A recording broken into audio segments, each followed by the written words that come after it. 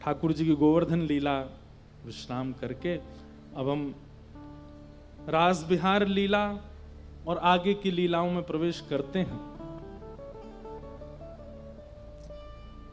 भगवान ने गिरिराज जी धारण किए। गिरिराज धारण के बाद ठाकुर जी का गायों ने नाम गोविंद रखा। ये गोविंद नाम ठाकुर जी का गौ माता के द्वारा रखा गया।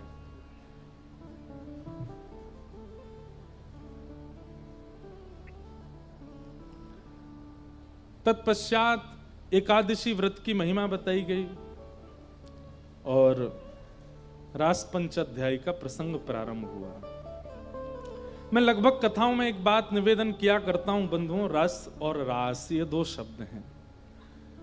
रस और रास में अंतर क्या है? आप ठाकुर जी की प्राप्ति के लिए जो भी क्रिया करते हैं वो सब रस कहलाती है, लेकिन ठाकुर जी आपको प्राप्त करने के लिए कुछ करें वो रास कहलाता है।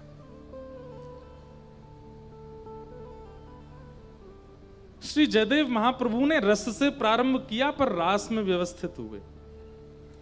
कर्माबाई ने रस से प्रारंभ किया, रास में व्यवस्थित हुई। हमारे जगन्नाथ महाप्रभु के बंधु महंती कल जिनका हम स्मरण कर रहे थे, उन्होंने रस से प्रारंभ किया और फिर उनके साथ रास हुआ। बलराम दास जी महाप्रभु जगन्नाथ जी के परम भक्त हुए, उन्होंने भी रस से प्रारंभ किया और फिर रास। रस क्या है? आप ठाकुर जी का नाम जप करते हैं, ठाकुर जी के सन्मुख जाते हैं, कथाएं सुनते हैं, ठाकुर जी की परिक्रमा करते हैं, ठाकुर जी की प्रदक्षिणा करते हैं, कथाएं सुनकर के, प्रवचन सुनकर के अपने मन बुद्धि को पवित्र करने का प्रयास करते हैं। ये सब रस कहलाता है। और जब रस की अवस्था अतीत में हो जाती है तब ठाकुर जी आपके साथ रास विहार करते हैं। एक हम उदाहरण देते हैं कि हम आप सब लोग कौन हैं? हम लोग हैं गुल्ला। कौन है? गुल्ला। बोलो कौन है? गुल्ला। और ठाकुर जी की कथा, ठाकुर जी का नाम, ठाकुर जी का कीर्तन, ठाकुर जी का स्मरण, ये सब क्या है? रस। और जब गुल्ला रस में गिरेगो तो का होएगो? लेकिन रसगुल्ला, कई बार हम लोग कैसे रसगुल्ला हैं पता है? कोई कह दे जगन्नाथपुरी चलेंगे, हाँ घुमाने ले चलो, जगन्नाथपुरी चल देंगे, दर्शन करने चल देंगे, महाप्रभु जी का दर्शन कर लेंगे। लेकिन कोई कहे कि महाप्रभु जी के चरित्र कथा में सुनाए जा रहे हैं, सुनो। कथा मत सुनवाओ यार, वहां बहुत बोर लगता हमको। हम कैसे रसगुल्ला हैं? नीचे वाला अंग तो रस में डाल देंगे पर ये साइड वाला नहीं डालेंगे। भैया रसगुल्ला तो तभी भावेगो जब वाके रोम रोम में रस जावेगो। कई लोगों की दर्शन में बहुत रुचि होती है पर श्रवण में रुचि नहीं होती। कई लोगों की श्रवण में बहुत रुचि होती पर दर्शन में रुचि नहीं होती। कथा सुन लेते हैं लेकिन उनसे कहो मंदिर चलो, अरे बहुत भीड़ होती, कहां बिहारी जी में यार इतनी धक्का मुक्की, हम दर्शन नहीं होंगे हमसे, बड़ी गर्मी है, चिपचिपाहट बहुत होती है और ये सब। हम तो कथा सुन लेते हैं, वहीं ठाकुर जी का अनुभव हो जाता। मतलब श्रवण में रुचि, दर्शन में नहीं। कईयों की दर्शन में रुचि होती है, श्रवण में रुचि होती है, पर महाप्रसाद में रुचि नहीं होती। भैया हम तुम्हारे संग जगन्नाथपुरी तो चल रहे हैं, दर्शन कर लेंगे, महाप्रसाद तुम पाना, हम तो होटल में पाएंगे यार, वहां ज्यादा स्वाद बनता है। कई लोगों की प्रसाद में रुचि नहीं होती है। हम एकाध लोगों से भिड़ चुका हूं मैं ऐसों से, क्योंकि हमारा स्वभाव है कि जिस भी तीर्थ में या कहीं भी ऐसी जगह जाते हैं तो प्रयास करेंगे मंदिर का महाप्रसाद ही पावें। नाथ द्वार जाएंगे तो वहां का प्रसाद आएगा, द्वारिका जाऊंगा तो वहीं का प्रसाद पाएंगे। जगन्नाथपुरी में कथा होती है, हम रसोई बनती नहीं, ठाकुर जी के लिए बनती है, गिरधर लाल जी के लिए, हम तो महाप्रसाद ही पाते हैं। पर कई लोगों की ऐसी रुचि नहीं होती। एक दो दिन बाद उनका मन होता है अब आप पा लीजिए, हम तो कहीं होटल में पाएंगे। भैया रसगुल्ला के तो प्रत्येक छिद्र में रस जावे तभी वो उत्तम क्वालिटी का और पाने योग्य होगा। वो ठाकुर जी के ऊपर निर्भर करता है वो कितना निचोड़ के पावे, पर ठाकुर जी निचोड़ के नहीं पाते, ठाकुर जी तो यथावत उठा के पाते हैं। और रसगुल्ला पाने वाला, मुंह में पानी मत ले आना, रसगुल्ला पाने वाला जो निचोड़ता है वो तो बहुत बड़ा अत्याचार कर रहा है रसगुल्ला के ऊपर। रसगुल्ला तो जैसे आया है वैसा ही उठाओ, सीधे मुख में जाना चाहिए, रस युक्त हो। ठीक वैसे ही वैष्णव जितने भी हैं ये सब गुल्ला हैं। ठाकुर जी की कथा, ठाकुर जी की वार्ता, ठाकुर जी का नाम जप, एकादशी व्रत, नियम अनुष्ठान और जीवन जीने की जो क्रिया है, ये सब रस है। ठाकुर जी तब तक आस्वादन नहीं करते जब तक आपके रोम रोम में रस व्यवस्थित ना हो जाए। और जैसे ही रोम रोम में रस व्यवस्थित हो जाता है तब ठाकुर जी उसका आस्वादन करते हैं। तो जब तक वो रसगुल्ला रस में डूबा है तब तक वो रस है, लेकिन ठाकुर जी जब उसका आस्वादन करते हैं तो वो रास हो जाता है। समझ में आई बात? रस में और रास में अंतर क्या है? हम आप सब लोग अभी तक रस में व्यवस्थित हैं, रास की स्थिति में हम नहीं आए हैं अभी। रास की स्थिति यदि प्रारंभ हो जाएगी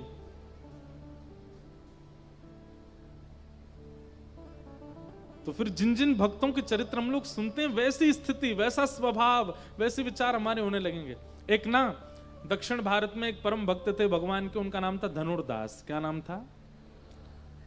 तो धनुर्दास जी जो थे, इनकी पत्नी बहुत सुंदर थी। बहुत सुंदर मतलब इतनी सुंदर थी कि एक बार देख लें तो दूसरी बार देखना ही पड़ेगा, इतनी सुंदर थी। अब धनुर्दास जी का उनके साथ ब्याह हो गया। धनुर्दास जी स्वयं पहलवान थे। पत्नी से इतना इनको प्रेम हो गया, उसके रूप में इतने आसक्त हो गए कि पत्नी जब घर से बाहर निकलती तो छतरी लेके चलते थे। छतरी लेकर के चलते थे, यहां तक तो ठीक है, पर ये छतरी कैसे लेके चलते थे? छतरी लेकर के उल्टे चलते थे, उसको देखते हुए। पीछे पीछे नहीं चलते हैं, आगे आगे चलते हैं, वो भी उल्टे चलते, पीछे पैर चलाते हैं, उसको देखते हुए चलते। इतनी सुंदर है। एक बार रंगनाथ भगवान की सवारी जा रही थी और पालकी में लेकर के सब वैष्णव जन जा रहे थे। हमारे आचार्य चरण श्री रामानुजाचार्य जी भी उस पालकी यात्रा में जा रहे थे। अब देखो कितनी सुंदर बात है, आचार्यों की दृष्टि से कितना बड़ा प्रभाव होता है। तो जैसे ही पालकी निकल रही थी तो भाई जब कहीं ठाकुर जी की पालकी आदि निकलती सबका ध्यान उस पर होता है, पर पालकी पर ध्यान ना जाके सबका ध्यान धनुर्दास पे था। सब कह रहे थे भाई देखना ये कैसा प्रेमी अपनी पत्नी का उल्टा चल रहा है, छाता लेके, पीछे गड्ढा आ जाए, कोई आदमी आ जाए, इसको कोई चिंता नहीं, उसके मुख को देख रहा है। सब लोग तो उपहास कर रहे थे उसका। लेकिन रामानुजाचार्य जी महाराज ने देखा, बोले भाई दर्शन की निष्ठा तो है इसमें, लेकिन जीव के प्रति है। अगर ऐसी निष्ठा परमात्मा के प्रति हो जाए तो ठाकुर जी मिल जाएंगे इसको। आचार्य ने क्या विचार किया? आचार्य ने, संसार के लोग तो बात बनाने से नहीं हटते पीछे, जोरू का गुलाम जा रहा, देख अरे देख ऐसी आसक्ति इसकी, ये वो फलाना जो भी। लेकिन आचार्य क्या सोच रहे हैं? इसमें दर्शन की लालसा तो है, पर जीव की जगह यदि परमात्मा के प्रति हो जाए तो इसको ठाकुर जी मिल जाएंगे। और जब पालकी यात्रा पूरी हो गई तो सब लोग पालकी की चर्चा नहीं कर रहे हैं, पालकी उतारने वाले भी देखा था ना, वो धनुर्दास आया था बीच में, पत्नी के पीछे कैसे छतरी लेके चल रहा था। रामानुजाचार्य जी बोले कुछ तो करना। अपने शिष्यों को बोला सुनो, वो धनुर्दास है ना हमारे गांव में? बोले अरे हाँ महाराज जी, वही उसी की बात कर रहे थे, छतरी लेके चल रहा था। रामानुजाचार्य जी बोले इतनी बड़ी पालकी यात्रा निकली, इसकी चर्चा नहीं हुई तुमसे? हैं, उसकी छतरी की चर्चा हो रही है। उसको बोलो स्वामी जी तुमसे मिलना चाहते हैं, उसको बुला के लाओ हमारे पास।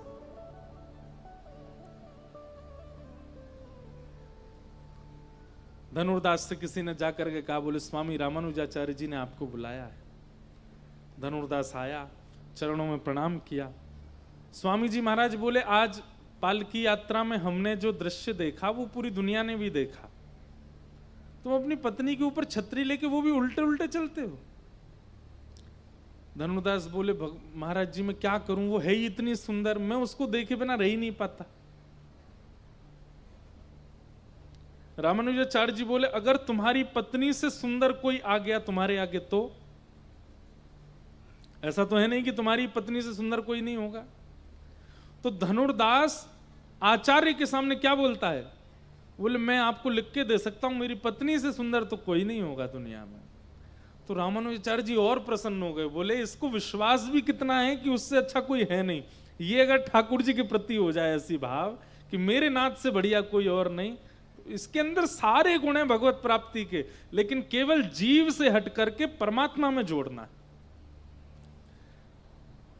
बोले अगर तुम्हारे सामने तुम्हारी पत्नी से सुंदर कोई आ गया तो तुम क्या करोगे? बोले पहली बात तो कोई आएगा नहीं, लेकिन फिर भी कोई आ गया तो मैं आपको वचन देता हूं मैं जीवन भर के लिए उसका दास बन जाऊंगा, अगर मेरी पत्नी से सुंदर कोई आ गया तो। रामानुजाचार्य जी बोले चलो मेरे साथ। शेषनाग पर पौड़े हैं श्री रंगनाथ भगवान। कभी साउथ में जाइए त्रिचिरापल्ली में, क्या अद्भुत दर्शन है ठाकुर जी का। शेष राम जी के कुल देवता हैं, साक्षात शेषनाग पर पौड़े हैं। जैसे ही स्वर्ण द्वार खुले, श्री रंगम मंदिर का नाम है, और द्वार खुलते ही रामानुजाचार्य जी ने वंदन किया, बोले भगवान ये आपके सामने जो अर्चक खड़ा है धनुर्दास, मेरी आपसे प्रार्थना है एक बार इसको अपने वास्तविक रूप का दर्शन करा दो, बस एक बार। इतने में ही शांताकारं भुजगशयनं पद्मनाभं सुरेशं विश्वाधारं गगनसदृशं वेदवर्णं शुभांगं। जैसे ही ठाकुर जी प्रकट हुए, शंख चक्र गदा पद्म धारण करके धनुर्दास के सामने जैसे ही ठाकुर जी खड़े हुए, रूप माधुरी को देख करके धनुर्दास तो पत्नी वत्नी सब भूल गया अपनी। आहा क्या नेत्र कटाक्ष कमल जैसे, क्या नासिका, क्या सुंदर कपोल, क्या हस्त कमल। रामानुजाचार्य जी बोले कहो धनुर्दास, हैं तुम्हारी पत्नी से सुंदर? नेत्र सजल हो गए, नेत्रों से अश्रु प्रपात होने लगा धनुर्दास के, चरणों में गिर गया। बोले मैं जीवन भर विषयी रहा, विषय में आसक्त रहा, लेकिन आज आचार्य आपने मेरे नेत्र खोल दिए। दौड़ करके गया, अपनी पत्नी को पकड़ करके लाया। बोले आज से मैं और मेरी पत्नी दोनों आपके दास हैं, मंदिर की सेवा करेंगे, ठाकुर जी की सेवा करेंगे, और बस पूरे समय मंदिर। सब जो हंसी उड़ा रहे थे धनुर्दास की देखते रह गए, और केवल कुछ क्षणों के अंदर उसको इतना रस से युक्त कर दिया कि ठाकुर जी ने उसका आस्वादन करके रास बिहार कर दिया। ये रास है। रस तो आप क्या सोचते हैं धनुर्दास हम नहीं, हम भी धनुर्दास जैसे ही हैं। हम लोगों में भी सुनने की आसक्ति है, हम लोगों में भी देखने की आसक्ति है, हम लोगों में भी स्वाद की आसक्ति है, हम लोगों में भी सूंघने की आसक्ति है, हम लोगों में भी स्पर्श की आसक्ति है, लेकिन संसार के प्रति है, ठाकुर जी के प्रति नहीं। कोई आचार्य जीवन में आएंगे, कोई महापुरुष की वाणी ऐसी जीवन में आएगी, आपकी सर्वांगीण इंद्रिय जब जगन्नाथ जी के आस्वादन में लग जाएगी, उसी दिन रस रास में परिवर्तित हो जाएगा, उसी दिन रास हो जाएगा, रास का अनुभव हो जाएगा। इसलिए सुनते रहिए आचार्यों को, महापुरुषों को सुनते रहिए, पता नहीं किसकी वाणी से परिवर्तन हो जाए और हमें रास का अनुभव हो जाए। रास का मतलब नृत्य नहीं होता, रास का मतलब नाचना नहीं होता, रास का मतलब है प्रायोरिटी। महाप्रभु जगन्नाथ जी इतनी प्रायोरिटी दे रहे हैं कि द्वार पर ही आकर के खड़े हो गए, तेरे संग ही खाऊंगो, तेरे संग ही रहूंगो, तू जहां जाएगा वहीं जाऊंगो। ये रास है। श्री माधवदास, सब लोग नाम जानते हैं जगन्नाथ जी को भजने वाले माधवदास जी का। माधवदास जी महाप्रभु जगन्नाथ जी के पास गए और जाकर के बोले प्रभु आज्ञा लेने आए हैं। तो जगन्नाथ जी बोले क्या आज्ञा चाहिए? बोले बहुत दिन हो गए जगन्नाथपुरी में, मेरा मन हो रहा है कि मैं वृंदावन जाके ब्रजमंडल में दर्शन करके आऊं। तो महाप्रभु जगन्नाथ जी नेत्र सजल हो गए। माधवदास बोले क्या हो गया जय जय, आप ऐसे परेशान क्यों हो गए? तो जगन्नाथ जी बोले तू चलो जाएगो ब्रज, मेरो मन कैसे लगेगो जगन्नाथपुरी में? ये रास है। ठाकुर जी कह रहे मेरा मन तेरे बगैर कैसे लगेगा, तू चला जाएगा तो। हमसे कभी कहते हैं? हमसे नहीं कहते। हम जगन्नाथपुरी गए और कब कब में बाहर आ गए, ठाकुर जी को कोई कुछ नहीं हुआ। क्यों? अभी रास की अवस्था आई नहीं। रास की अवस्था आ जाएगी तो ठाकुर जी सामने से जाने नहीं देंगे, बैठा लेंगे। मतलब आप उनको देखने के लिए लालायित हैं, वो रस है। वो आपको देखने को लालायित हो जाए, वो रास है। माधवदास जी बोले जय जय कुछ नहीं होगा, आप विराजे रहो, मैं जा रहा हूं कुछ दिन वृंदावन। तो ठाकुर जी बोले एक काम करो, हमको संग ले चलो।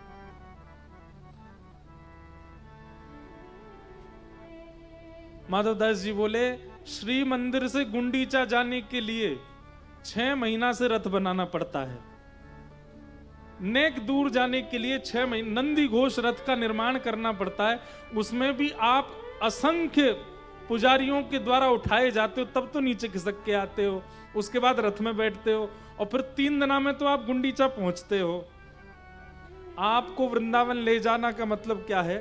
पूरी सुनामी लेकर के जाना। यहीं विराजे रहो, हम जा रहे हैं। जगन्नाथ जी बोले ऐसा मत करो, हमको ले चलो।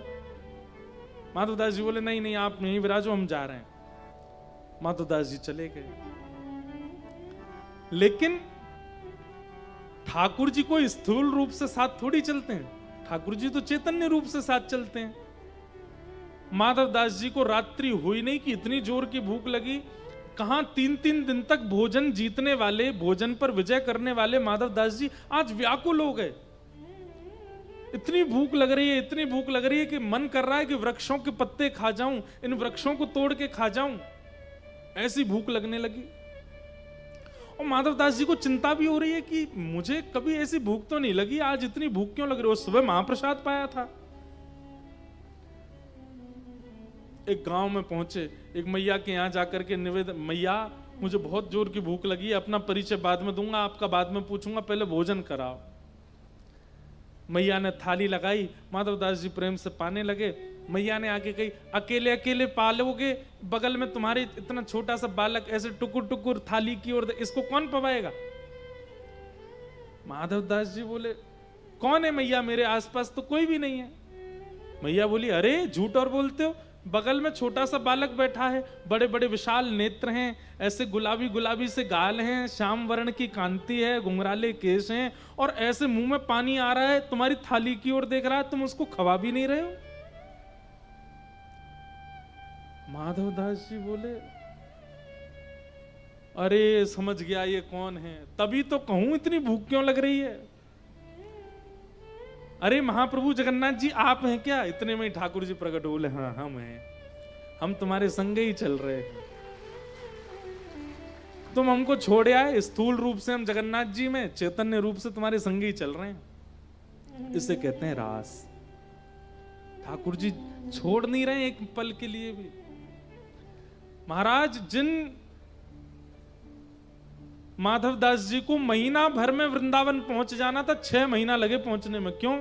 5 कदम चले भूख लगी आवे। कभी कभी हे जगन्नाथ जी नेक डट जाओ, नेक तो चलन दो मोह, तो नेक में ही भूख लग जाती है आपको। महाप्रभु जी बोले 8 बार भोग तो लगाना ही है दिन भर में। 8 बार भोजन करते।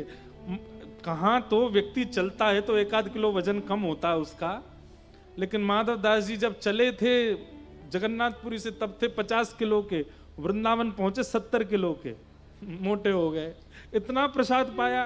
ये है रास। हमें कहां अनुभव होता है ऐसे भावों का? रास का मतलब नाचना नहीं होता है। गोपियों के साथ ये लीला की है ठाकुर जी ने, इसको रास कहते हैं। अब आप कहेंगे तो फिर नृत्य क्यों, महाराज के नाम पर नृत्य क्यों होता है? अरे भाई जब आपको पता चल जाए कि ठाकुर जी आपके हो गए, आपके पास आ गए, तो आप नृत्य ही तो करोगे। व्यक्ति जब अति प्रसन्न होता है तो ना नाचना जानने वाला व्यक्ति भी नृत्य करता है। गोपियों ने इसलिए नृत्य किया, बाकी नृत्य जो किया है वो रास नहीं है, उससे पहले जो जो हुआ है वो रास है। आज शरद पूर्णिमा के चंद्रमा उदित हुए, आकाश में।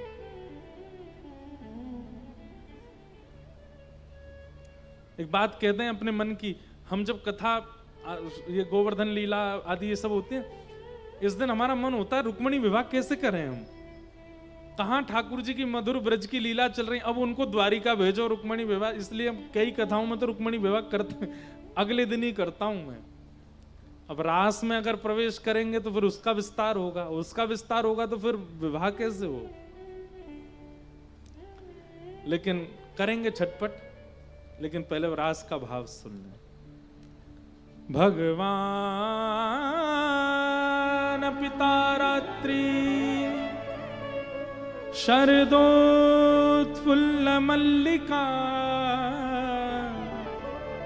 विक्षरन्तुं मनश्चक्रे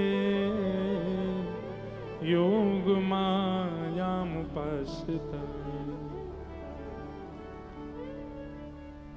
भगवान, रास के प्रारंभ में ही जो शब्द प्रयोग किया गया भगवान, बोले भैया सावधानी से सुनना। इस लीला को सुनने के बाद कईयों के चित्त में प्रश्न प्रकट हो सकता है, परंतु ये बात याद रखना, ये लीला कोई बालक नहीं कर रहा है, साक्षात भगवान कर रहे हैं। भगवान ने पहले ही गोपियों को निवेदन कर दिया था कि शरद पूर्णिमा की रात्रि पर हम आपके साथ रास विहार करेंगे। बंधुओं, ब्रज में लाखों गोपियां हैं, और ये सब गोपियां कौन हैं? ये सब दंडकारन वन के संत हैं जो युगों से प्रतीक्षा कर रहे हैं परमात्मा की प्राप्ति के लिए। जब भगवान राम रूप में आए तब भी ठाकुर जी इनसे मिल नहीं पाए, तो ठाकुर जी ने इनको संदेश भिजवाया कि आप सब लोग तप कीजिए और द्वापर में आप सब ब्रज की गोपी बन के आना, मैं राम ही द्वापर में कृष्ण बन करके आऊंगा, और तब आप सब ब्रज गोपियों के साथ में प्रियतम भाव से रास विहार करूंगा। इन लोगों ने प्रश्न किया, हमें कैसे पता चलेगा कि आप कौन हो, आप कहां प्रगटे हो? तो ठाकुर जी बोले, मेरा दर्शन करते ही आपके चित्त में अपने आप स्फूर्ति प्रेम की होने लगेगी, और केवल उन गोपियों के चित्त में स्फूर्ति होगी जो युगों से मेरी प्रतीक्षा कर रही हैं। तो जब से श्री कृष्ण वृंदावन में जन्मे हैं, कुछ कुछ गोपियां ऐसी हैं जो यशोदा जी की उम्र की हैं, लेकिन नेक्स्ट से लाला को देख करके उनके चित्त में ऐसा भाव आता है कि ये तो हमारे प्रियतम हैं, ये तो हमारे प्राणनाथ हैं।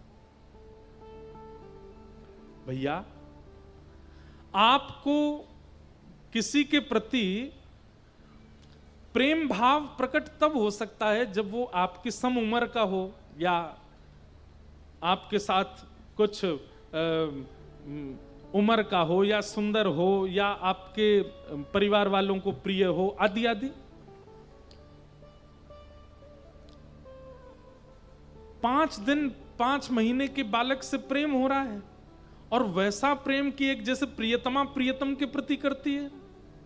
अरे कहां तक कहें, जब 3 वर्ष के ठाकुर जी नंद भवन से निकलते हैं ना, 3 वर्ष के, कई गोपियां घूंघट कर लेती हैं और ऐसे ऐसे भाव रखती हैं जैसे उनके प्रियतम जा रहे हों। ये भाव कैसे हो सकता है? क्योंकि ये काम लीला नहीं है, ये प्रेम लीला है। वो गोपियां हैं जो जानती हैं कि ये साक्षात परमात्मा है, ये साक्षात ईश्वर हैं, और हम युगों से इनकी प्रतीक्षा कर रही हैं। हम किसी जन्म में संत बनी हैं, किसी जन्म में वेद की ऋचाएं बनी हैं, और इस जन्म में गोपी बन करके आई हैं। ये हमारे प्रियतम हैं। भगवान ने उन सब गोपियों को आश्वासन दिया कि हम शरद पूर्णिमा पर आपके साथ रास विहार करेंगे। आज जैसे ही शरद की ऋतु आई, शरद पूर्णिमा प्रकट हुए, कोई गोपी दूध काट रही है, कोई गोपी अपने घर में भोजन बना रही है, अनेक अनेक कार्यों में सब व्यस्त थी। लेकिन जैसे ही सुना कि कृष्ण आए हैं, उस कार्य को यथावत वहीं छोड़ करके दौड़ी हैं कृष्ण से मिलने के लिए। बंधुओं, एक बात सुनिएगा,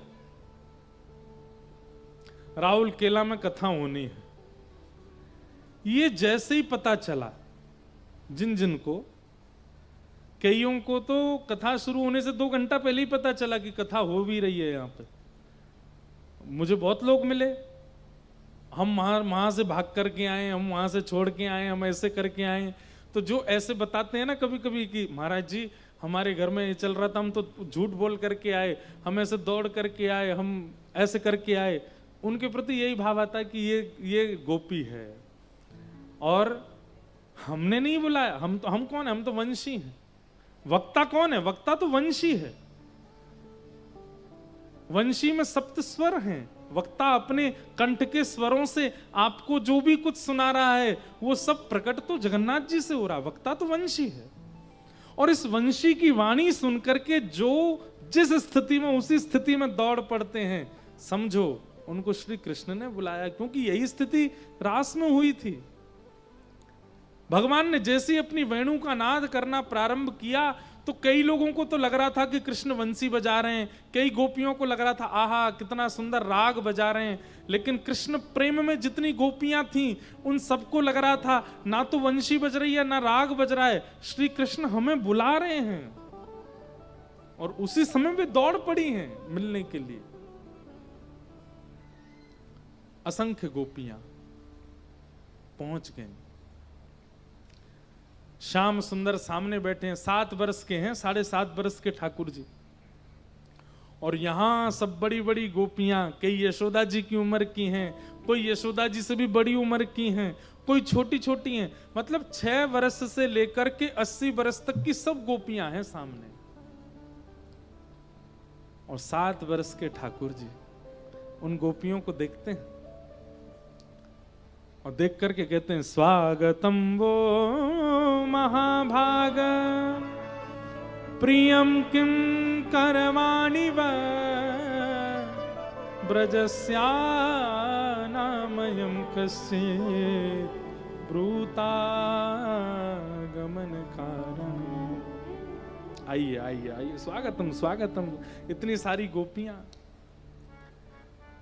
इतनी रात को आप सबके यहां आने का कारण जान सकता हूं मैं? अब ठाकुर जी परीक्षा ले रहे हैं और गोपियों से कह रहे हैं अच्छा तो तुम इतनी रात को चंद्रमा देखने आई हो, देख लिया, अब चलो वापस चली जाओ, अपने अपने घर को जाओ। इतनी रात को ऐसे अंधेरी रात में कोई अबला नारी को बाहर नहीं आना चाहिए, चलो जाओ लौट जाओ। गोपियां अपने स्थान से हिल नहीं रही हैं। तो ठाकुर जी उनको पतिव्रता नारियों के धर्म समझाने लगे। अरे पतिव्रता नारी अगर किसी अन्य पुरुष को देख ले तो उसको इस नरक में जाना पड़ता है, अपने सास ससुर बंधु बांधवों की सेवा ना करे तो उसको ऐसा भोगना मतलब डराने का पूरा प्रयास कर रहे हैं कि गोपियां लौट जाएं।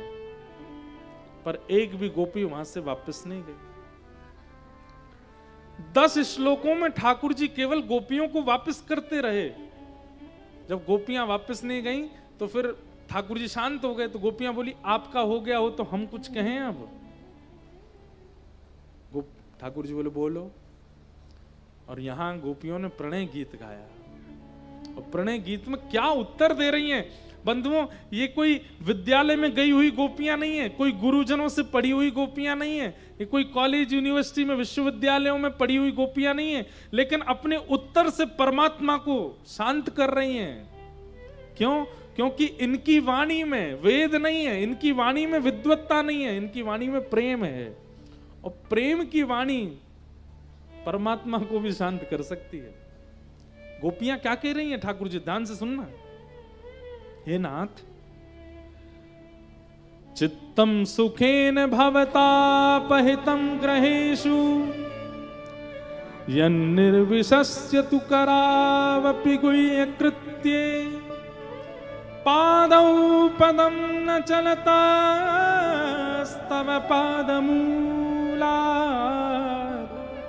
यामः कथं व्रजमथो करवाम किं वा।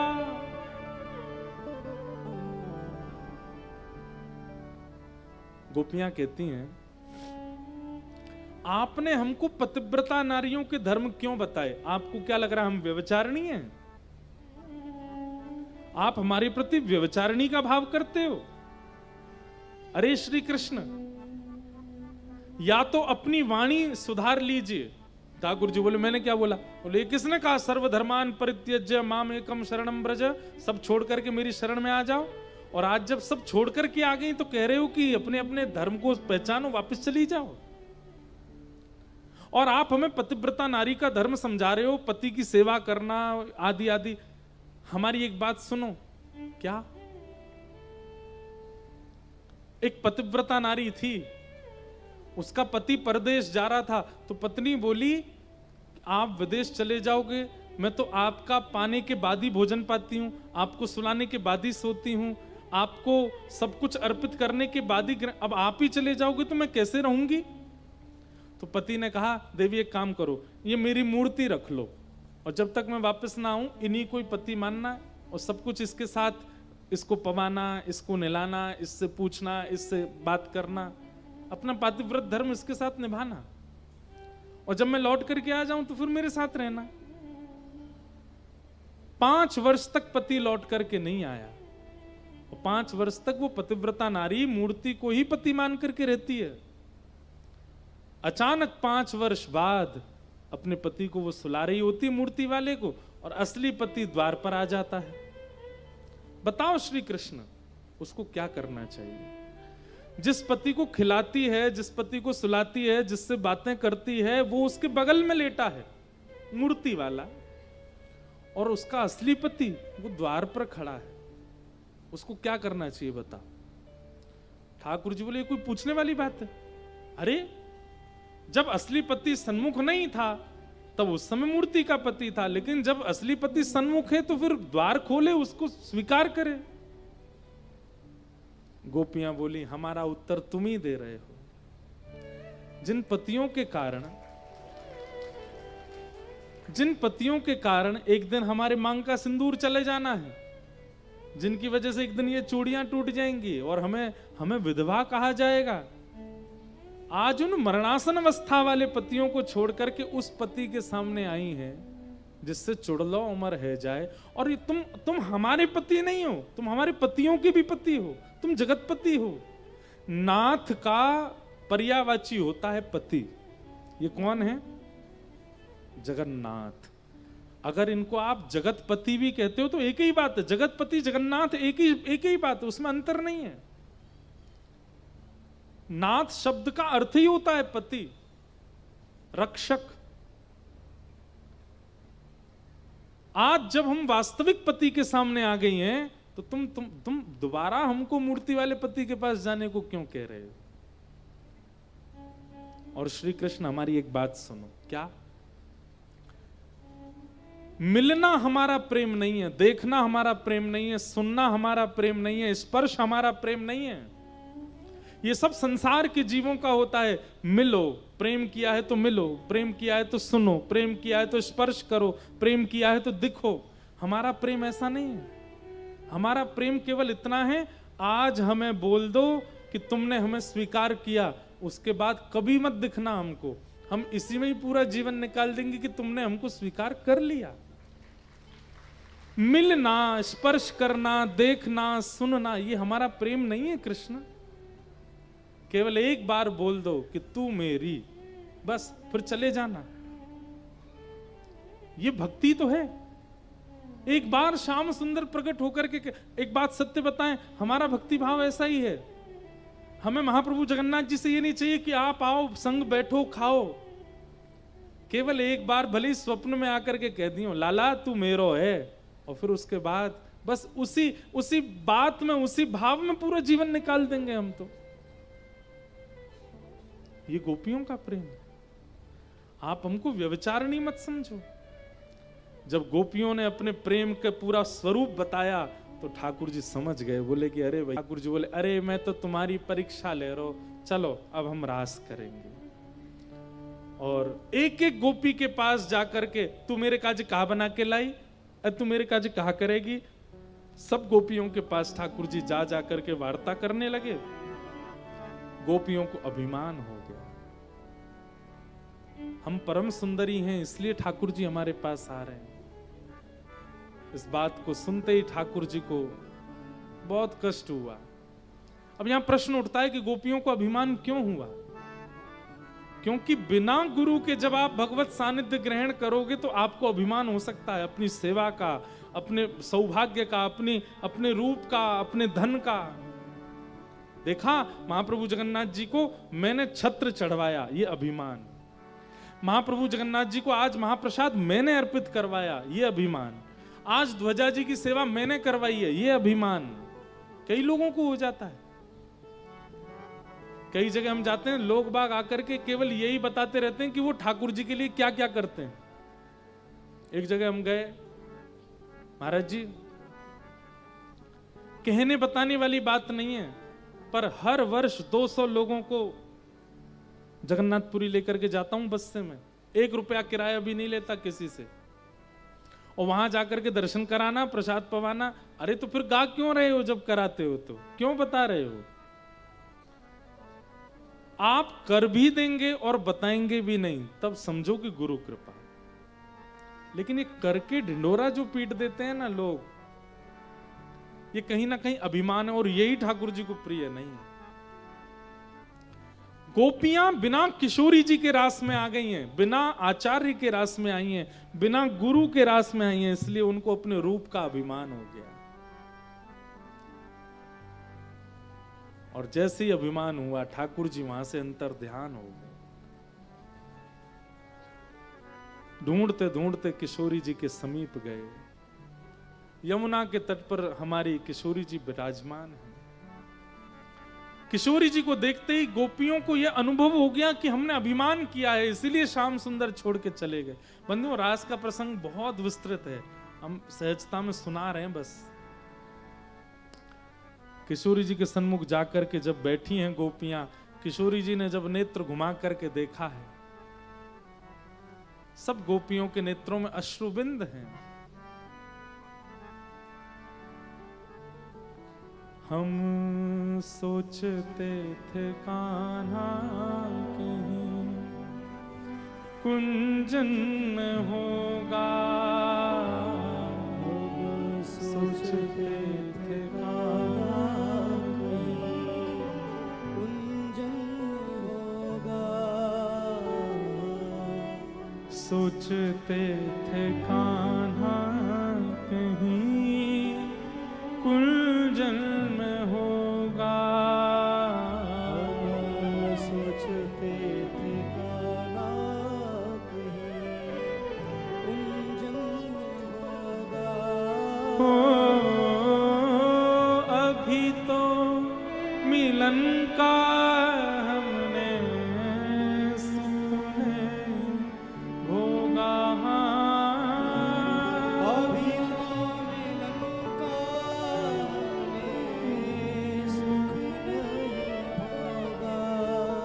सुन के प्रेम की परिभाषा, सुन के प्रेम की परिभाषा मन में बंधी थी जो आशा, मन में बंधी थी जो आशा, आशा हुई रे निराशा, झूठी दे गया दिलासा, हमें श्याम ना मिला, हमें श्याम ना मिला, हमें श्याम ना मिला, हमें श्याम ना मिला। ए सुन राधिका दुलारी, राधिका दुलारी, तेरे द्वार का भिखारी, तेरे द्वार का भिखारी, तेरे श्याम का पुजारी, पीड़ा है हमारी, श्याम ना मिला,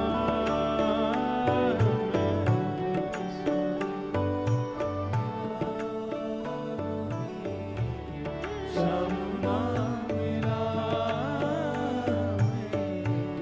श्याम ना मिला।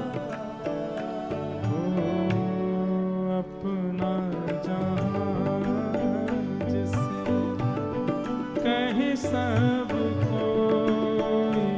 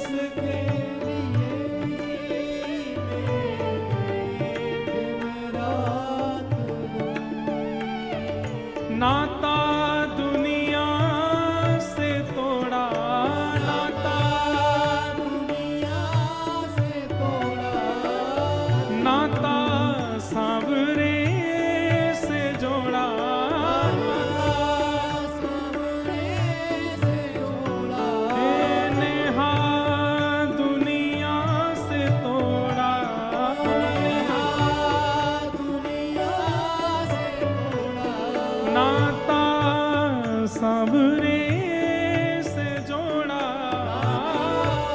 सांवरे से जोड़ा, उसने ऐसा मुख मोड़ा, मुझे कहीं का न छोड़ा।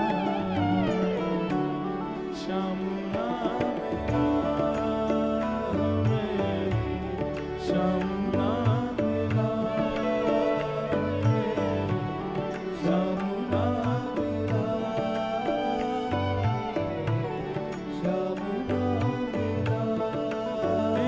सुन राधिका दुलारी, सुन राधिका दुलारी, तेरे द्वार का भिखारी,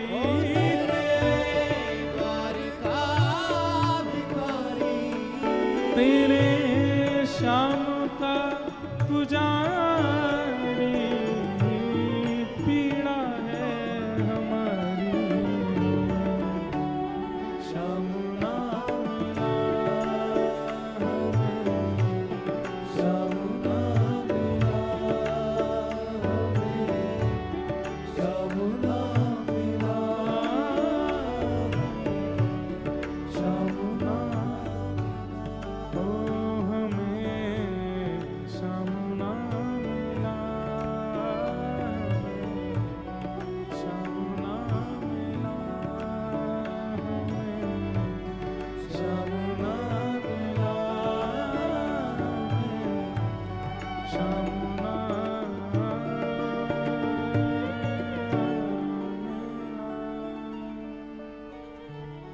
एक बात मन में आती है बंधुओं, हमें ऐसा विरह क्यों नहीं होता जैसा गोपियों को? इसके पीछे कारण क्या है कि जब किसी वस्तु की आप चाह रखते हो और वो आपको मिली ही ना हो तो उसका विरह नहीं होता। विरह होता है जब वस्तु मिल जाए और मिलके भी छुड़ जाए। हमें मिले ही नहीं है अभी तक ठाकुर जी, हमको विरह नहीं होता। हमारे जो आंसू भी आते हैं ना, वो भी अपने कष्टों के कारण आते हैं।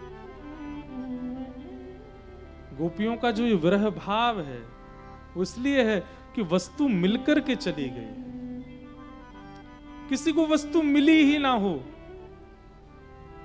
उसका रोना, उसका व्याकुल होना, उसका परेशान होना सामान्य हो सकता है, पर वस्तु का प्राप्त होकर के उसका आस्वादन करके फिर वस्तु का दूर हो जाना, ये बहुत कष्टदायी होता है। गोपियों की स्थिति, गोपियों ने गोपी गीत गाया और गोपी गीत गाने के पश्चात ठाकुर जी प्रकट हो गए। गोपी गीत भागवत जी के प्राण है, तो एक श्लोक में गा देता हूं। तब कथामृतम तप्त जीवनम कविभिरेडितं कल्मषापहं श्रवणमङ्गलं श्रीमदाततं भुवि गृह्णन्ति ते भूरिदा जना। गोपियों ने गोपी गीत गाया, ठाकुर जी प्रकट हो गए और अब जितनी गोपी हैं उतने कृष्ण हो गए और कथा अब लीला में महारास हुआ। एक कृष्ण अनेक गोपी वो रास, जितनी गोपी उतने कृष्ण ये महारास। कथा में भी कई बार ऐसा होता है कि सुनते सुनते ऐसा लगने लगता है कि व्यास जी हमको ही कथा सुना रहे हैं, ये बाकी राहुल केलावासी तो केवल भीड़ बढ़ा रहे हैं, कथा तो मुझे सुनाई जा रही है। जब ऐसी स्थिति लगने लग जाए तो समझो अब ये महारास है। कई लोगों को ऐसा अनुभव होता है, ये तो मेरी बात कही गई, ये तो मेरे परिवर्तन की बात बताई गई, ये बात तो मेरे लिए, मेरा प्रश्न था उसका उत्तर दिया गया। अब कथा तो इतने लोग सुन रहे हैं, आप कोई स्पेशल नहीं थे, लेकिन कई बार वक्ता के मंच से मुख से निकली गई बातें ऐसा लगने लगता हमारे लिए है। वही स्थिति महारास में होने लगी। गोपियों को लगा उसके साथ नहीं नृत्य कर रहे हैं, उसके यहाँ नहीं जा रहे हैं, ये तो केवल मेरे से मिलने आए हैं, वही महारास हो गया। ठाकुर जी ने अपना रूप ऐसा किया कि प्रत्येक गोपी को लगने लगा कि ये मेरे साथ रास कर रहे हैं।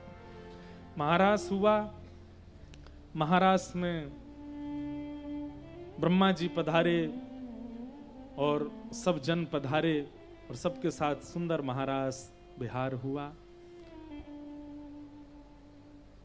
महाराज के पश्चात अब एक काम करते हैं, कथाक्रम पूरा करके फिर महाराज का पद गाएंगे। हाँ, कथा का विश्राम महाराज से करेंगे।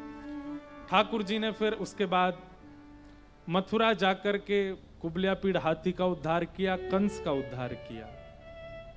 सांदीपनी गुरुकुल पढ़ने के लिए ठाकुर जी गए।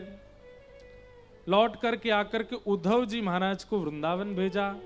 वृंदावन से ब्रजवासियों का समाचार लेकर के उद्धव जी आए। यहां मथुरा पर 16 बार 17 बार चढ़ाई कर दी जरासंध ने, भगवान ने 17 बार उसको हरा दिया। 18वीं बार ब्राह्मणों की सेना लेकर के आया तो ठाकुर जी रण छोड़ करके द्वारिका विराज गए। बोलो द्वारिकाधीश की। हम में अचानक से हनुमान जी आ जाते हैं और हम तुरंत कूद के लंका पहुंचते हैं, तो राज बिहार से सीधे द्वारिका आ गए हैं। तो ऐसे कई बार प्रसंग में फंस जाते हैं, तो क्या करें। द्वारिका में आकर के सबसे पहले रोहिणी नंदन श्री बलराम जी का विवाह हुआ। रेवत राजा की पुत्री, उनका नाम था रेवती, और रेवती के साथ में श्री बलराम जी का विवाह हुआ। भगवान के विवाह का प्रस्ताव हुआ। नारद जी महाराज ने कौंडनपुर के राजा की पुत्री रुक्मणी जी के बारे में ठाकुर जी को बताया। भगवान बोले पहले उनको कथाएं सुनाकर के हमारे रूप का आस्वादन कराओ। नारद जी ने इतने वक्ता भेजे, इतने वक्ता, भागवत जी में वर्णन है कि कौंडनपुर में कोई वक्ता आ जाते थे तो भीष्मक राजा अपने घर में व्यास आसन लगा के उनसे कथा सुनते थे। तो नारद जी ने अनेक वक्ताओं को कह दिया कि भाई साल के हर महीना एक वक्ता जाना चाहिए, और ना तो ज्ञान की चर्चा करेंगे कथा में, ना वैराग्य की, केवल कृष्ण की चर्चा करनी है, क्योंकि रुक्मणी जी सबसे आगे बैठ के सुनती हैं कथा। रुक्मणी जी की ऐसी स्थिति हो जाए कि जहां देखें वहां कृष्ण ही दिखाई दें, तभी ब्याह होगा ठाकुर जी का। ये बड़ी अंतरंग बात बताई हमने आपको। नारद जी ने सैकड़ों वक्ताओं को कौंडन्यपुर भेज दिया।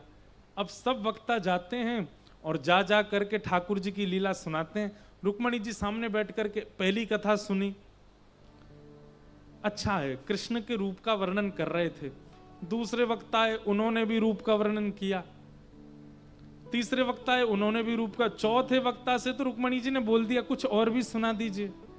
कृष्ण कैसे चलते हैं, कैसे बैठते हैं, कैसे उठते हैं, कैसे कपड़े पहनते हैं, क्या आप सब वक्ता एक ही बात क्यों सुनाते हैं। पांचवी कथा में तो ये स्थिति हो गई कि वक्ता ऊपर मंच से बोलता है, नीचे से रुक्मणी जी बोलती हैं। ऐसे मोरपिच धारण करते हैं, मकराकृत कुंडल पहनते हैं, वरहा पीड़म नटवर वपुः कर्णयो कर्णकारम विभ्रदवासः कनक कपिसम वैजयंतीम चमालाम रंध्रान वेणो अधर सुदया पूरयन गोप वृंदई वृंदारण्यम स्वपदर्मणम प्राविशद गीत कीर्ति। रुक्मणी जी सुन सुन करके ऐसी हो गई कि उनको अब श्री कृष्ण ही लगते हैं। अब वो कहीं मोर को देखती है ना, तो मोर देख करके पक्षी नहीं दिखता उनको, उनको लगता ओहो श्री कृष्ण यही तो पहनते हैं मुकुट में। वो कहीं नीले समुद्र को देखते हैं, ओहो श्री कृष्ण का वर्ण ऐसा ही तो बताया गया है। जब घने आकाश को देखते हैं, श्री कृष्ण ऐसे ही तो हैं। जब किसी छोटे से बालक की नटखट लीला, अच्छा यशोदा मैया को श्री कृष्ण ऐसे ही तो, मतलब श्री रुक्मणी जी के चित्त में ऐसी स्थिति हो गई कि अब कृष्ण के अलावा कुछ और आता ही नहीं है। रुक्मणी जी की ऐसी स्थिति हो गई कि रुक्मणी जी बोली अब कृष्ण के अलावा मैं किसी का वर्ण नहीं कर सकती। लेकिन इनके भैया ने जबरदस्ती इनकी सगाई कर दी शिशुपाल के साथ। शिशुपाल भगवान का शत्रु। रुक्मणी जी ने भगवान को पत्र लिखा, और पत्र में क्या लिख करके कहती हैं, श्रुत्वा गुणान भुवन सुंदर शृण्वतां ते निर्विश्य कर्ण विवरै हरतोंग तापम। हे मेरे नाथ, मैंने आपको कभी देखा नहीं है, केवल आपको सुना है। रूपम दृशाम दृशिमताम अखिलार्थ लाभम त्वयि अच्युता विशति चित्रम पत्रपम में। मैंने आपको कभी देखा नहीं है, केवल आपको सुना है, और सुनकर के ही मैं आपके रूप को पहचान गई हूं, आपके स्वभाव को पहचान गई हूं, और मैं आपको अपने पति रूप में वर्ण कर चुकी हूं। पत्र लिखते लिखते रुक्मणी जी ने पत्र में यह भी अंकित कर दिया कि मैं लक्ष्मी हूं और आप नारायण हो। लक्ष्मी सिवाय नारायण की किसी और की दासी नहीं हो सकती, कृपा करके लक्ष्मी को स्वीकार करो। एक सुदेव नाम के ब्राह्मण के द्वारा रुक्मणी जी ने पत्र द्वारिका भिजवाया। भगवान सुबह सुबह ध्यान में बैठे थे, जैसे ही सुदेव ब्राह्मण आए, भगवान के चरणों में पत्र रखा। ठाकुर जी बोले क्या लाए हैं? बोले कि कौंडनपुर के राजा भीष्मक की पुत्री रुक्मणी जी का पत्र है। ठाकुर जी बोले पढ़ के सुनाओ। सुदेव ब्राह्मण बोले आपका निजी पत्र है, आप ही पढ़ लो। भगवान बोले हमारी कोई भी लीला निजी नहीं है, कथा वक्ता मंच से सब सुना देते हैं, हमारी कोई प्राइवेसी नहीं है, इसलिए बोल दो क्या लिखा है पत्र में, सुनाओ। सुदेव ब्राह्मण ने कहते हैं जैसे ही पहला श्लोक बोला, श्रुत्वा गुणान भुवन सुंदर शृण्वतां ते निर्विश्य कर्ण विवरई हरतुंग तापम, इतने में तो ठाकुर जी अपने आसन से खड़े हो गए। चलो रथ में बैठो। सुदेव ब्राह्मण बोला भगवान पहले पूरा पत्र तो सुन लीजिए, आगे क्या लिखा है। ठाकुर जी बोले रास्ते में सुनाते रहना। बोले अरे जान ना पहचान, आप सीधे ब्याह करने जा रहे हो, मुझसे पूछ तो लीजिए लड़की है कैसी, उसका रूप कैसा, नाक कैसी, आंख कैसी, कान कैसे, पिताजी कैसे। भगवान बोले देखो हमें अपनी गृहिणी में जो गुण चाहिए वो पहले श्लोक में ही लिखा है। क्या? उसको हमारी कथा से प्रीति होनी चाहिए, हमारी कथा से प्रेम यदि उसके अंदर है तो वो रूपवान भी होगी, वो गुणवान भी होगी, वो सेवावान भी होगी, उसके अंदर सारे गुण होंगे अगर कथा के प्रति रुचि है तो। और रुक्मणी ने अपने श्लोक अपने पत्र में पहले लिख दिया श्रुत्वा गुणान भुवन सुंदर शृण्वतां ते, इसलिए बाकी के गुण सब गौड़ हो गए हैं, सब सामान्य हो गए हैं, ये गुण सर्वोपरि है, हम उसको स्वीकार करने के लिए तैयार। सोचो इतनी सारी रुक्मणी बैठे हैं, यहां पर पुरुष भी सब रुक्मणी है, मैं भी रुक्मणी हूं, पर हमें अभी तक स्वीकार क्यों नहीं किया है? क्योंकि कथा श्रवण के प्रति वैसी रुचि बनी नहीं है जैसी रुक्मणी जी की बन गई है। श्रवणम कीर्तनम विष्णु स्मरणम पाद सेवनम अर्चनम वंदनम दास्यम सख्य आत्मनिवेदनम, नवदा भक्ति में सबसे पहली भक्ति का नाम श्रवण भक्ति है। अगर किसी का श्रवण उचित नहीं है तो बाकी की भक्तियां उसकी कहीं ना कहीं अपराध करती हैं, इसलिए श्रवण भक्ति प्रधान। और भगवान रथ पर बैठ करके बिना घर में किसी को बताए सीधे पहुंच गए कौंडनपुर। रुक्मणी जी देवी पूजा के लिए गई थी और वहीं से ही रुक्मणी जी का अपहरण करके ठाकुर जी उनको द्वारिका ले आए। अच्छा, अपहरण ठाकुर जी ने अपने मन से नहीं किया, रुक्मणी जी ने लिखा है कि मेरा अपहरण कीजिएगा। क्यों? क्योंकि मेरी सगाई आपके शत्रु शिशुपाल से हो चुकी है और मेरे भैया अपने मित्र शिशुपाल के कारण आपको अपना शत्रु मानते हैं, इसलिए आप यदि कह के आएंगे कि हमें रुक्मणी जी से ब्याह करा दो तो हो सकता है युद्ध छिड़ जाए, इसलिए आप तो हमारा अपहरण ही करके ले जाना। ठाकुर जी अपहरण करके लाए, हरण करके ले गए। अच्छा, अपहरण और हरण ये दो बात, अपहरण होता है कि बिना उसकी इच्छा के ले जाना और हरण होता है उसकी इच्छा से ले जाना। ठाकुर जी ने हरण किया रुक्मणी जी का, लेकर के द्वारिका आए। बीच में भगवान की रुक्मी मतलब अपने साले के साथ युद्ध भी हुआ है, ऐसा वर्णन आता है। ठाकुर जी द्वारिका आए, रुक्मणी जी को लेकर के आए। देवकी मैया बोली लाला जी कौन है? ठाकुर जी बोले आप ही पूछो कौन है। देवकी मैया बोली लाली तुम कौन हो? तुरंत रुक्मणी जी ने चरणों में प्रणाम किया, बोले आपकी बहू हूं। हैं लाला तेने ब्याह कर लियो? नहीं नहीं ब्याह ना कियो, अभी छोरी लेके आए हैं, ब्याह तो आप लोग कराओगे। देवकी मैया बोली लाला तेरा स्वभाव नहीं बदलो, हैं सब चोरी कर करके लावे को, बता बहू की चोरी कर लाए हो, ये चोरी करके कौन ब्याह करे? मैया हमने चोरी ना करी है, जाने हमते पत्र में कही कि हमारो हरण करो या हमारे लेके आए हैं। रुक्मणी जी ने पूरा माहौल बताया, बोले कि हमने ही कहा था क्योंकि हमारे कौंडनपुर का माहौल अच्छा नहीं है, वहां हमारा कोई ब्याह नहीं करा था, इसलिए हमने कहा था। वसुदेव जी बोले कोई बात नहीं, ये तो बालक है, लाला है, मैं जाता हूं। वसुदेव जी कौंडनपुर गए और भीष्मक राजा के साथ उन्होंने संवाद करके कहा कि अब ब्याह का प्रस्ताव आप स्वीकार करो। तब भीष्मक राजा बोले मुझे तो मंजूर है, पर हमारा बेटा जिद्दी है, उसको नहीं चाहिए कि कृष्ण से ब्याह हो। तब भीष्मक राजा बोले कि अगर वसुदेव जी बोले अगर पिताजी राजी हैं तो बेटा क्या कर सकता है, आप राजी हैं तो व्यवस्था कीजिए, हम बारात लेके आते हैं। रुक्मणी जी वापस कौंडनपुर आई और फिर ठाकुर जी की बारात आई। रुक्मणी जी ने पहले ही ठाकुर जी को बता दिया था कि हमारे यहां आपको कोई पसंद नहीं करता। ठाकुर जी बोले क्यों? बोले सब हमको यही कहते रहते हैं तुमने कालिया से ब्याह करना है, अरे उसके 3 जगह से कमर टेढ़ी, उससे ब्याह करना है, अरे उसके पिताजी का पता नहीं है, कोई कहता वसुदेव जी का बेटा, कोई कहता नंद बाबा का बेटा, उसकी माता जी का पता नहीं है, राजाओं के डर के मारे समुद्र के बीच में नगरी द्वारिका बना करके रहता। लोग ऐसी ऐसी बात करते हैं आपके बारे में, इसलिए आप ज्यादा उम्मीद लेकर के मत आना कि ससुराल में आपकी बहुत पूछ होगी। ठाकुर जी बोले यदि ससुराल में पूछ नहीं करवाई तो हमारो नाम भी कृष्ण नहीं, जाओ हम आ रहे हैं बारात लेके। ठाकुर जी ने ब्रह्मा जी को बुलाया, ब्रह्मा जी से बोले तुम पूरी दुनिया बनाते हो, चलो हमारा श्रृंगार करो। ब्रह्मा जी बोले श्रृंगार की वस्तु आपके मुख पर जाते ही घबराने लगती है, आप इतने सुंदर हैं नाथ, आपको क्या आवश्यकता है? बोले फिर भी कर दो थोड़ा सा श्रृंगार। और श्री ठाकुर जी का श्रृंगार हुआ। सोचिए, जो मधुराधिपति अखिलम मधुरम, मधुराष्टकम कब लिखा गया पता है?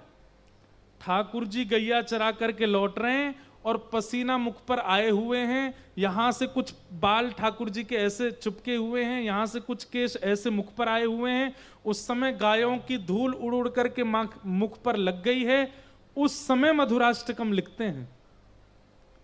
अधरम मधुरम वदनम मधुरम चलितम मधुरम हसितम मधुरम मधुराधिपते अखिलम मधुरम। श्री शुकाचार्य जी महाराज वर्णन करते हैं, तम गो रजत छुरित कुंतल वद्द वरह वन्य प्रसून रुचिरे छड़चारुहासम। जो ऐसी अवस्था में इतने सुंदर लगते हैं, वो दुल्हा बन के कितने सुंदर लग रहे होंगे सोचो। गैया की रज मुख पर लगी है तब तो गोपियां बेहोश हो जाती हैं इनको देख करके, ये जब दुल्हा बन के आए होंगे तो इनने क्या किया होगा। आहा, ठाकुर जी सेहरा पहन करके, बढ़िया अचकन पहन करके, और जैसे ही कौंडन्यपुर में प्रवेश किए, मुकुट धर सांवरे रे लाला, अटारियों पर सालियां खड़ी हैं ठाकुर जी की, और सब बेमन से स्वागत कर रहे हैं बारात का। क्यों? किसी को भी ठाकुर जी प्रिय नहीं है। अच्छा, बात ऐसी है, अभी तक ठाकुर जी को किसी ने देखा नहीं है, केवल सुना है कि वो काले हैं, वो टेढ़े हैं, वो ऐसे हैं, वो वैसे हैं। आज पहली बार देखने वाले हैं, तो भीड़ भी बहुत लगी है, और सब मन में सोच रहे हैं बताओ ऐसी फूल सी लाली और काले को ब्याह रही है, टेढ़े को ब्याह रही है। तो ठाकुर जी बड़ी बड़ी खतरनाक सिचुएशन में बारात लेके गए। सब गा रहे हैं, मुकुट धर सांवरे रे लाला, दोए बापन के जाए। आपके 2-2 पिताजी हैं, गाली देते हैं जब बारात आती है। तो अटारियों पर सब सारियां गाली दे रही थी ठाकुर जी को। ठाकुर जी अभी तक तो नीचे मुंह करके बैठे थे। जैसे ही बिल्कुल मध्य बारात पहुंची, चारों तरफ कौंडनपुर की सभा है, तब ठाकुर जी ने नेक अपना मुख उठाया और जैसे ही अपने कटाक्ष तिरछी चितवन से जहां जहां देखते गए, वहीं वहीं सब घायल होते चले गए। और महाराज ऊपर अटारियों पर चढ़ी हुई सखियां कह रही हैं, मुकुट धर सांवरे रे लाला, दोए बापन के जाए। गाली दे रही थी ठाकुर जी को। एक द्वारिका में बसे रे लाला, दूजे गोकुल राय। 2-2 पिताजी हैं इनके। ऐसे फिर आगे कहती इनकी 2 मैया हैं, इनकी 2 बहन है, 2 बुआ हैं, गाली दे रही हैं। ठाकुर जी थोड़ी देर तो सुनते रहे, जैसे ही नजर उठा के ऊपर देखा ठाकुर जी ने, उनकी जीभ फिर गई ठाकुर जी का रूप माधुरी देख करके, और ठाकुर जी की जगह रुक्मणी जी के पिताजी को गाली देने लग गई सबरी। सब अस्त व्यस्त हो गया माहौल, सब बलैया लेने लगे दूर से ही, दौड़ दौड़ करके रुक्मणी जी को जाकर के कह रहे हैं, अरे रुक्मणी तेरो कैसो भाग्य, इतने सुंदर दुल्हा, कौन कहवे कारो है, कौन कहवे टेढ़ो है, कौन कहवे, अरे ये तो इतने सुंदर है। रुक्मणी तूने ज्यादा श्रृंगार करके जाइयो, नहीं तो फीकी लगेगी।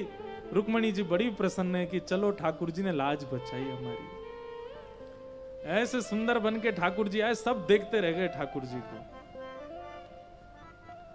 भगवान ने जाकर के रुक्मणी जी से विवाह किया, देवताओं ने पुष्प वर्षण किए, और श्री रुक्मणी जी के साथ में ठाकुर जी का विवाह संपन्न हुआ। बोलो रुक्मणी रमण भगवान की जय। ऐसे ठाकुर जी का यहाँ रुक्मणी जी तो ब्याह रही है, बोल लो विश्वानु के जमाई की जय। रुक्मणी जी इतना मारेंगी ना लाला मिल गो तो अरे जी तो ब्रज में ही रहंदे वृषभानु के जमाई की। तो ठाकुर जी का ब्याह हो गया। अब यहाँ तो ब्याह होने दो, हम तो रास बिहार में चलते हैं। राधा नाचे कृष्ण नाचे, नाचे गोपी जन, राधा नाचे कृष्ण नाचे, नाचे गोपी जन। क्योंकि मन मेरा बन गया सखीरी पावन वृंदावन। मन मेरा बन गया सखी पावन वृंदावन। ओ मन मेरा बन गया सखीरी पावन वृंदावन। ओ मन मेरा बन गया सखी पावन वृंदावन। हे राधा नाचे कृष्ण नाचे, नाचे गोपी जन। राधा नाचे क्योंकि मन मेरा बन गया सखीरी पावन वृंदावन। ओ मन मेरा बन गया सखी पावन वृंदावन। ओ रास रचो है, रास रचो है, अज यमुना किनारे महारास रचो है। रास रचो है, रास रचो है, यमुना किनारे महारास रचो है। ओ रास रचो है, रास रचो है, अज यमुना किनारे महारास रचो है।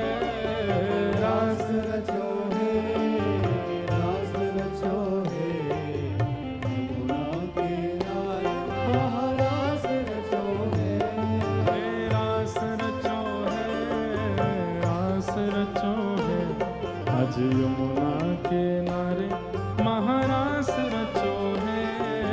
रास रचो है, रास रचो है, यमुना किनारे महारास रचो है। हे चंद्र किरण सा श्याम सलोना, दो आँखें कजरारी। चंद्र किरण सा श्याम सलोना, दो आँखें कजरारी। हे चंद्र किरण सा श्याम सलोना, दो आँखें कजरारी।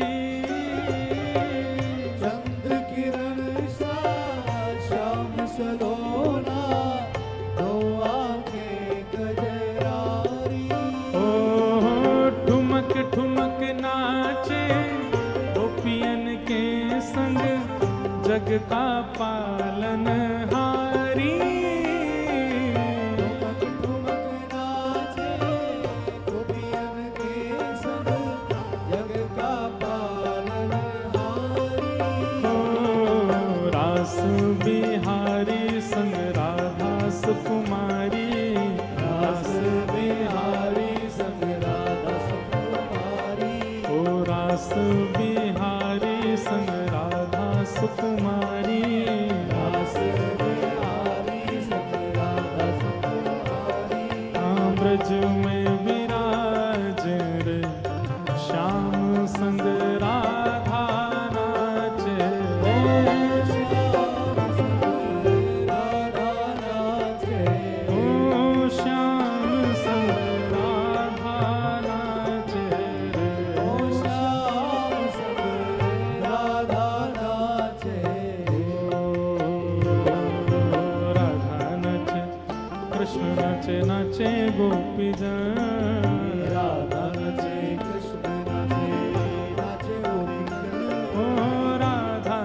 नाचे कृष्ण नाचे नाचे गोपी जन राधा नाचे कृष्ण नाचे नाचे गोपी जन क्योंकि मन मेरा बन गया सखी पावन वृंदावन मन मेरा बन गया सखी पावन वृंदावन ओ मन मेरा बन गया सखी पावन वृंदावन मन मेरा बन गया सखी पावन करके इशारों बुलाए गई रे करके इशारों बुलाए गई रे हाँ करके इशारों बुलाए गई रे करके इशारों बुलाए गई रे बरसाने की छोरी राधा गोरी गोरी बरसाने की छोरी राधा गोरी ओ बरसाने की छोरी राधा गोरी गोरी बरसाने की छोरी राधा गोरी ए जो कान्हा मेरो काम न जाने जो कान्हा मेरो गाम न जाने जो कान्हा मेरो काम न जाने जो कान्हा मेरो गाम न जाने ओ मेरो काम न जाने गाम न जाने मेरो काम न जाने मेरो गाम न जाने ओ मेरो काम न जाने गाम न जाने ओ जो कान्हा मेरो काम न जाने कान्हा मेरो गाम न जाने जो कान्हा मेरो काम न जाने जो कान्हा मेरो गाम न जाने जो कान्हा मेरो काम न जाने जो कान्हा मेरो गाम न जाने ऊंचो बरसानो बताए गई रे ऊंचो बरसानो बताए गई रे ऊंचो बरसानो बताए गई रे ऊंचो बरसानो बताए गई रे कौन बरसाने की छोरी राधा गोरी गोरी बरसाने की छोरी राधा गोरी ओ बरसाने की छोरी राधा गोरी गोरी बरसाने की छोरी बोल कृष्ण भानु दुलारी की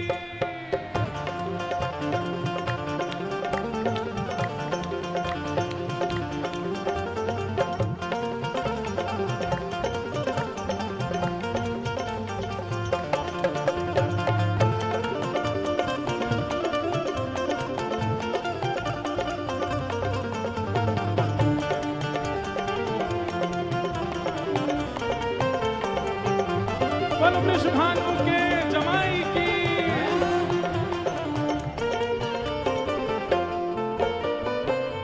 जो कान्हा मेरो नाम न जाने कान्हा मेरो नाम न जाने जो कान्हा मेरो नाम न जाने जो कान्हा मेरो नाम न हो जाने मेरो नाम न जाने नाम न जाने ये तो कछु नहीं जाने कछु नहीं जाने ये तो कछु नहीं जाने कछु नहीं हो जाने मेरो नाम न जाने नाम न हो जाने मेरो नाम न जाने मेरा नाम न हो जाने मेरो नाम न जाने नाम न जाने जो कान्हा मेरो नाम न जाने हो जो कान्हा